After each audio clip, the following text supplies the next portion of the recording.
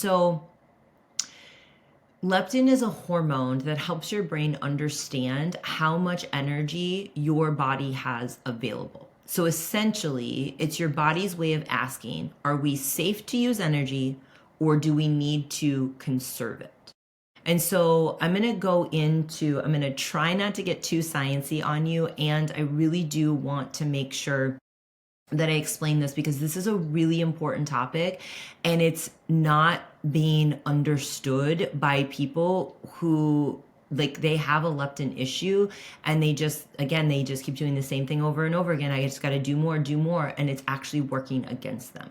So leptin is made in your fat cells and communicates with the part of your brain called the hypothalamus. And you've maybe heard me talk about the hypothalamus before because we have a hypothalamus pituitary adrenal axis, HPA, hypothalamus pituitary thyroid axis, and then we also have a hypothalamus pituitary ovarian axis. Okay, so this all starts in the brain, which is also really, really important to understand.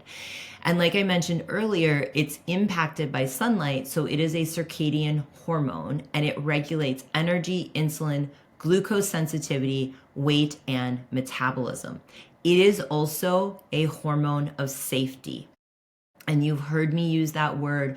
You've heard me weave in the nervous system piece to a lot of what I've been talking about. And this is a biggie. Okay. So the hypothalamus is that center in the brain that perceives what is going on in our environment. And it helps the brain regulate how hungry you should be. So leptin helps the brain regulate how hungry you should be, how much food you should eat, and how active your metabolism is, how your body is utilizing thyroid hormone, how much energy your body has, and how much energy your body is willing to give to healing. So you can see this is a really, really important hormone. And the signaling for leptin happens strongly at night, particularly between 12 and 2 a.m. to prepare the body for the next day. So it's this signaling is happening in the middle of the night to go, okay, how hungry do we need to be the next day? How much energy are we willing to let go of, burn the next day?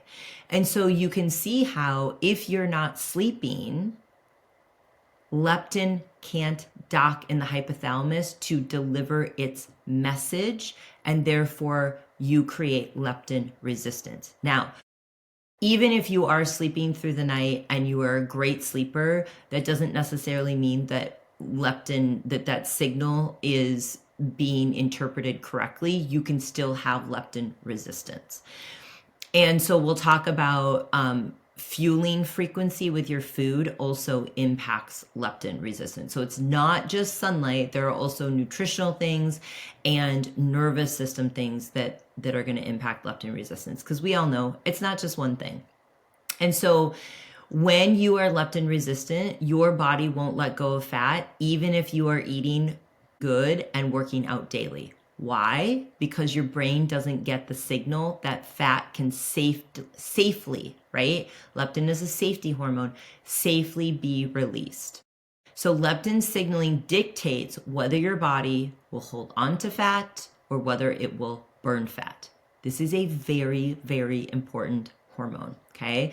We also talked about how leptin impacts insulin.